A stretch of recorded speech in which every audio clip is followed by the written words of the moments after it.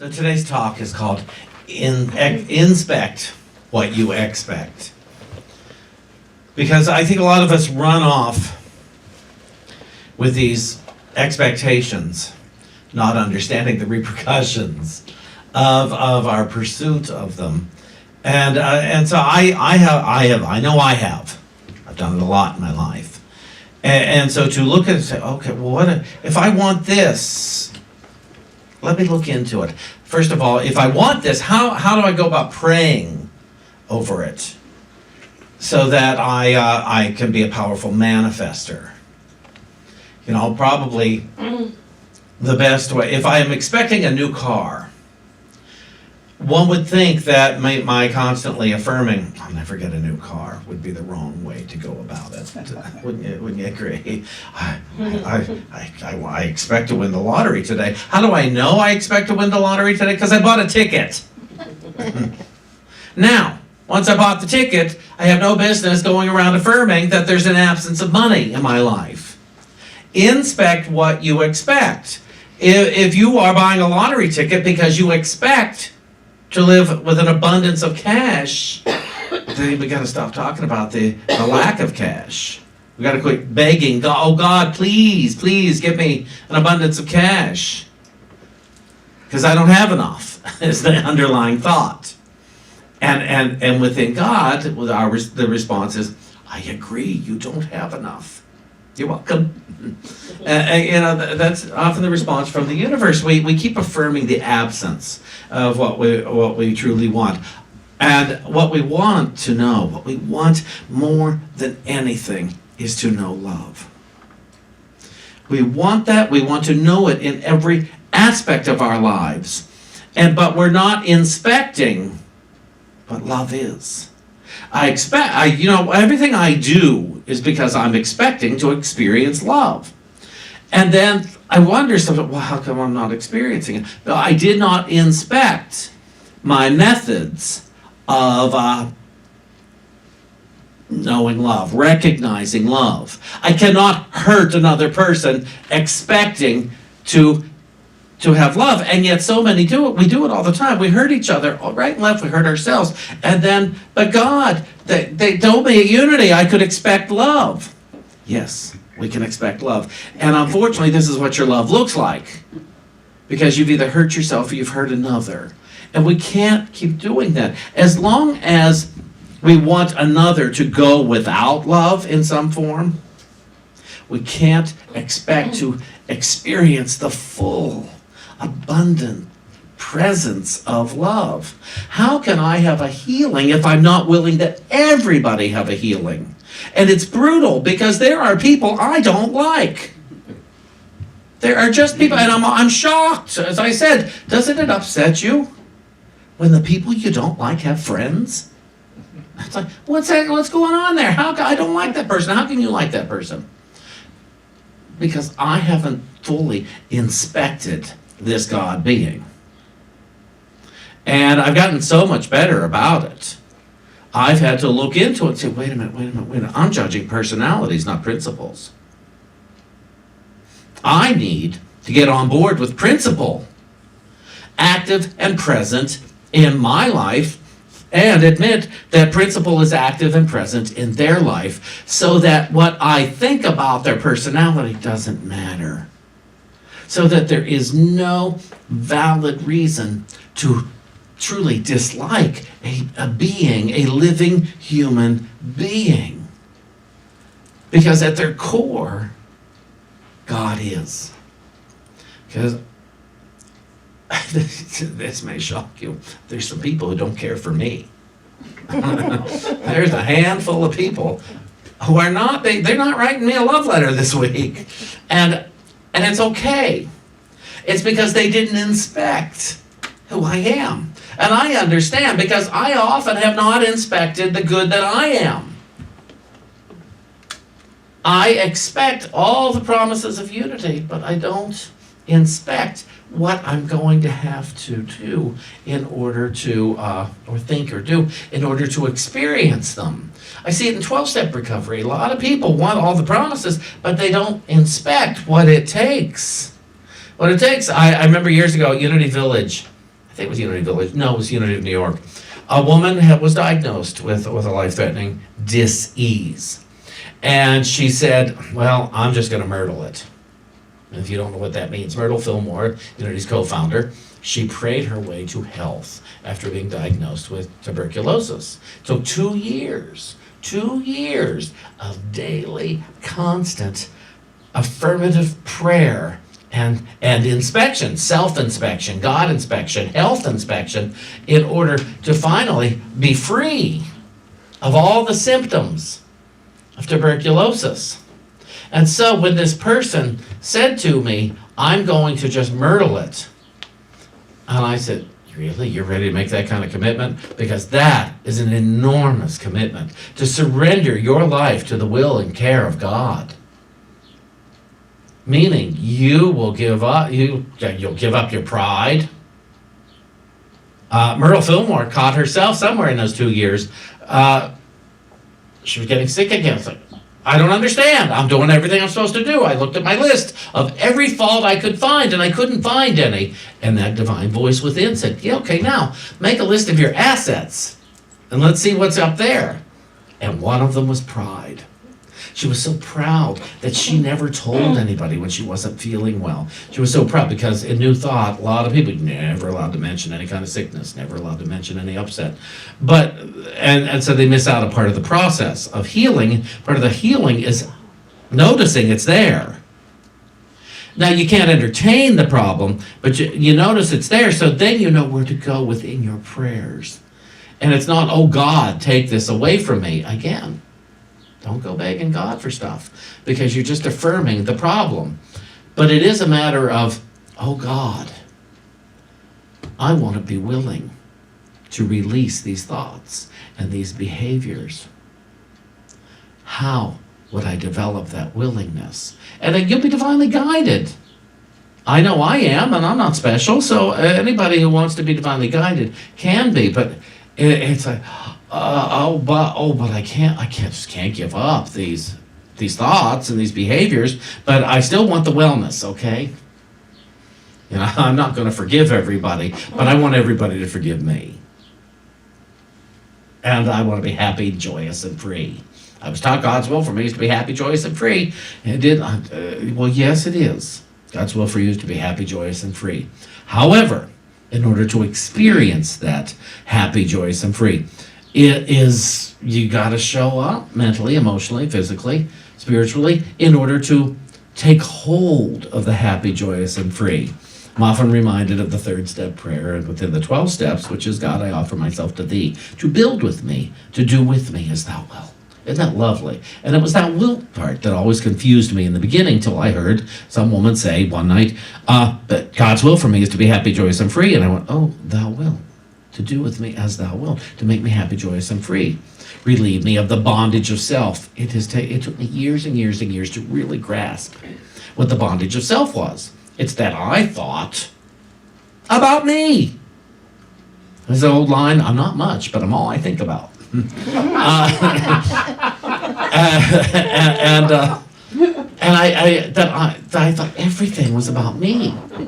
Because I see it, I have a thought about it. It must be about me, and I neglected to go within and ask, what is this about? Until I learned to go within and ask, what is this really about? If God is love itself, and God's will for me is to be happy, joyous, and free, so relieve me of the bondage of self. And I realized, oh, it's such a burden to have everything be about me. Anybody? Anybody live in that burden? Have you ever lived in that burden where? Oh my gosh, who can drag that around all day? Lots of people. It could be why they're so furious. But it's like, there was another mass shooting last night in Miami. Yes. And it's because somebody's furious. They're furious and confused. And they're told they can be loved and they can have love and experience love, and they don't know how to grasp it, because I know as a child, I wasn't taught how to change my mind. I wasn't taught how to change what I think, except I better think differently or I'm going to get it. I don't know what I was going to get. only got hit a couple of times, and I don't mean beaten, I mean spanked. But I was shamed. That's really how I got it. They would shame me. You should know better. Well, why? Who's the example around here showing me how I should know better? And I got the one. It's basically the lesson I learned. Okay to lie for me, but not to me. What do you mean you won't lie for me? Because you taught me lying is wrong. Well, I didn't mean this. And so the bondage of self is I'm going around all the time. Am I safe here? Am I safe here? What should I do here? What do I have to think here? What do I have to do? And the world gets smaller, and suddenly, and that's why how racism is born and race consciousness is born. People, I got to get rid of these people because they're making my world bad, and if I get rid of them, then I'll be okay. Then it'll just be us good people. Doesn't matter that I'm a murderer. It means that I'll be safe because it's okay to murder the bad people. And it's the Bible will tell you that. The first murder, Cain thought it was okay to kill Abel, his brother. He thought that would relieve him of his burden of feeling inferior. Read your book of Genesis, it says it right there. And then, again, what do we have? 4 people on earth, and God says, where's your brother? Am I my brother's keeper? And people took that lie forever and said, I'm not my brother's keeper, I'm not my brother's. That's been their big defense for not showing up for each other, at least the ones we don't like. I'm not my brother's keeper. Well, we are our brother's keeper because we are our brother, we are our sister, and they are us. And somehow in this cosmic thing, in this spiritual thing, we are all one. And I can't explain it. I don't have the proper words to put it, but it's logical to me. It makes sense. And so we go back to I expect, by saying that prayer, I expect to be relieved of the bondage of self. I expected it a lot sooner than when I found it, but relieve me of the bondage of self. Why? That I may better be happy, joyous, and free. Isn't that lovely? The prayer says, better do thy will, but it's actually, that I may better be. And then it says, take away my difficulties. Oh, isn't that the best? Take away my rent will be paid. Again, it's still about me. But why not? I'm the one saying the prayer. And it's, take away my difficulties. Why? The victory over them will bear witness to those I would help.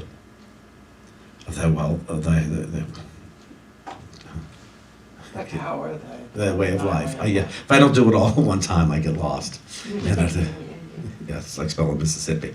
That I may better do thy will. May I do thy will always. And so to realize, if I live in the promises I got from the 12 steps, from Unity and whatever, if I truly live in them, I am being of service. Because I have then learned how to overcome the limitations of living. And people can say, how'd you do that? And then I can tell them. Unity has these 5 basic unity principles. Yeah, 5 basic unity principles. I'm sure you can read. Should I put them back here so everybody can read them? The first principle is God is good and active in everything, everywhere. God is good.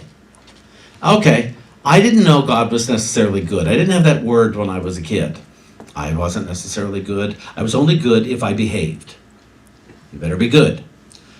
And I never say that to children now. I always say, you better be behaved, because it's a pain if you're not.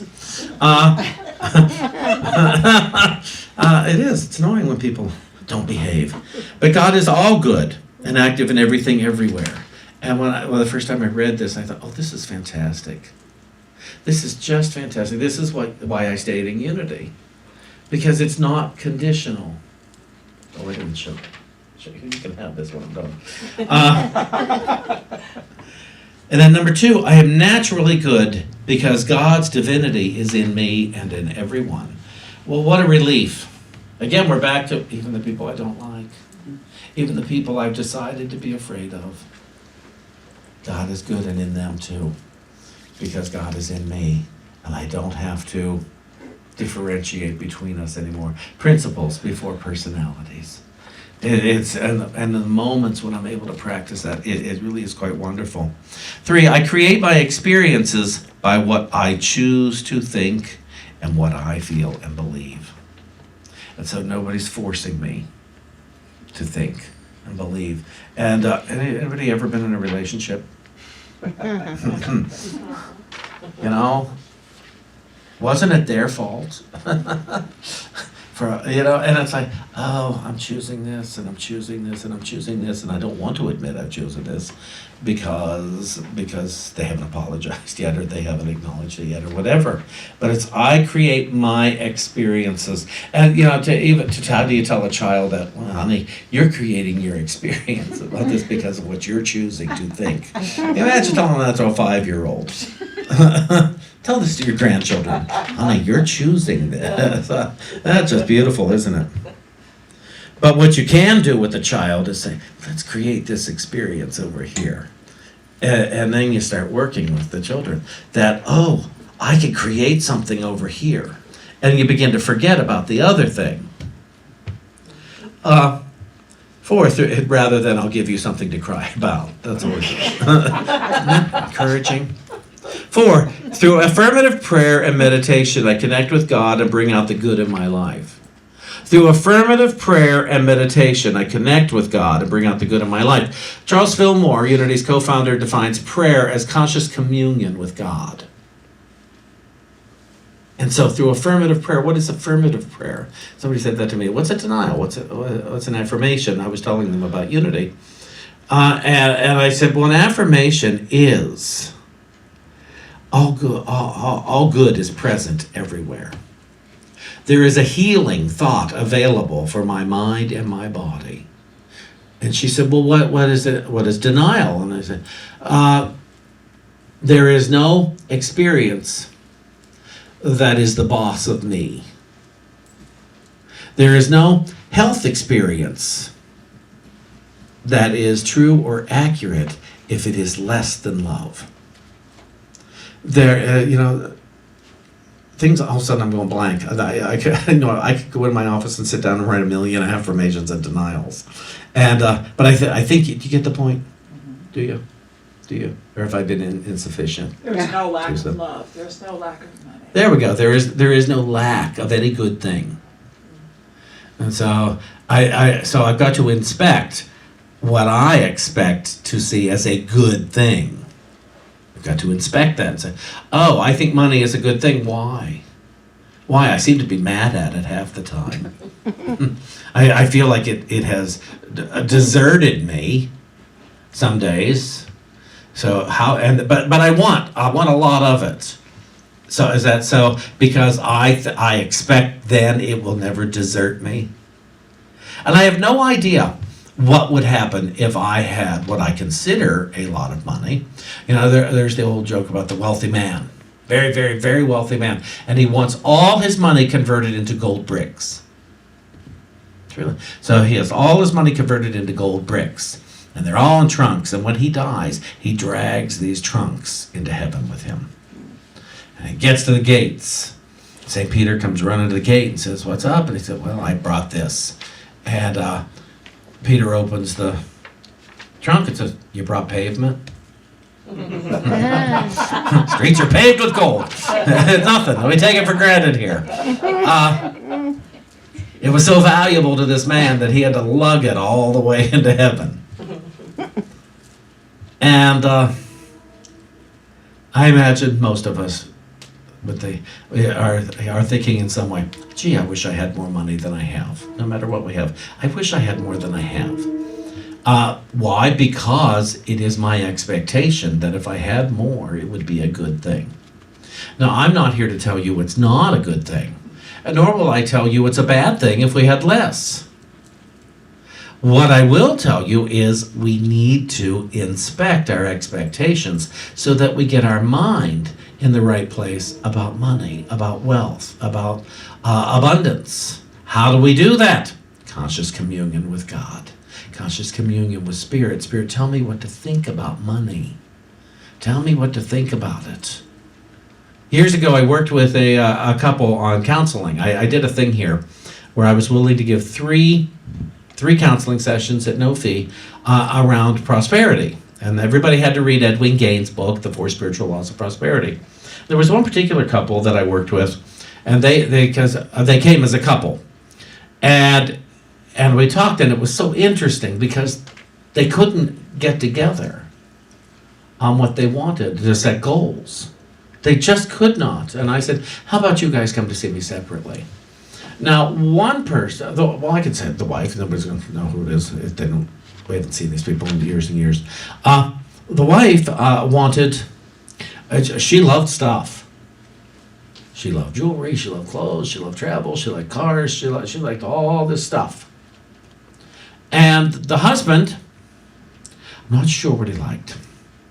But when he came to see me by himself, everything he wanted was to get rid of something. His goal was to get rid of weight.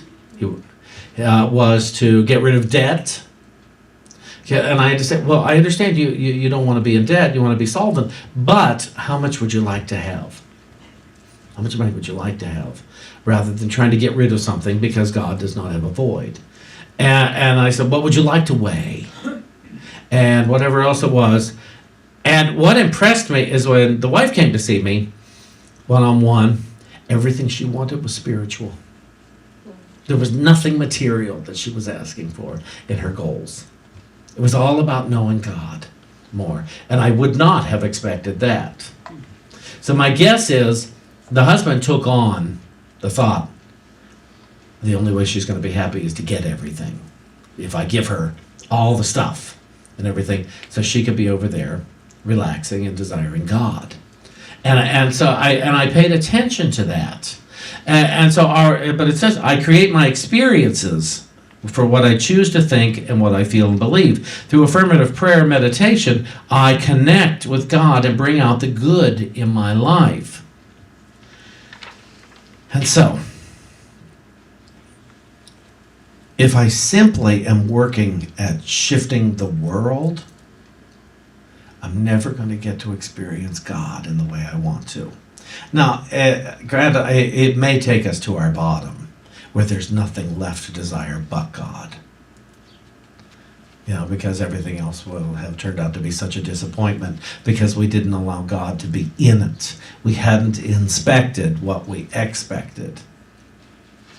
And so to pay attention to that, I remember when I started at one point, I just wanted to connect with God. That was my whole goal each and every day. I just wanted to connect with my source. And my life got better.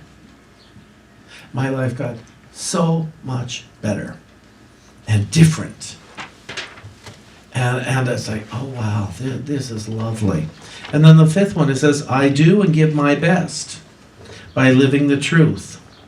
I know I make a difference. And what it means is I have to put the principles into action. Principle in theory means nothing.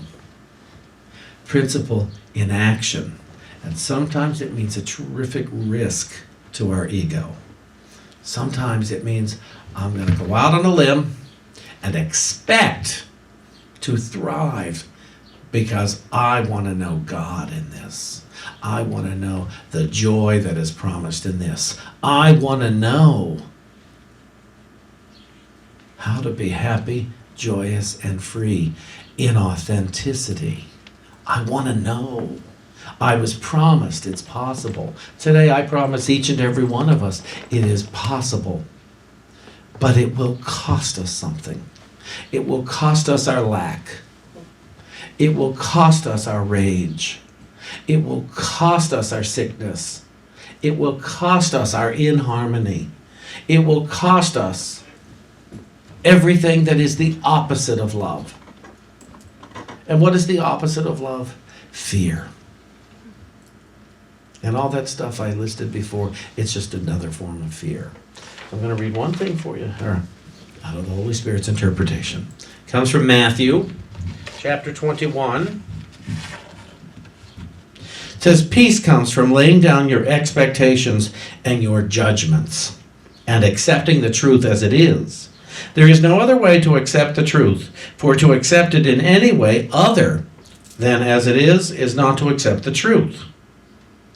It is to accept delusion over truth, and in delusion you are lost from truth.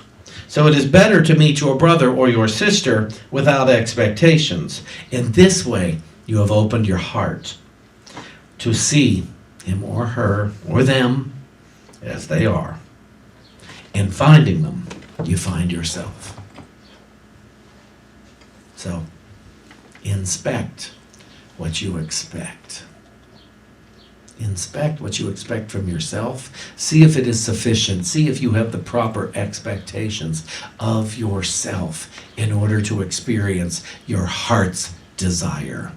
See if you have inspect what the expectations you have of each other, to see if they match what it is you want to experience of God in yourself. Inspect your heart's desire. And if it feels right and nobody gets hurt, go for it. Thank you.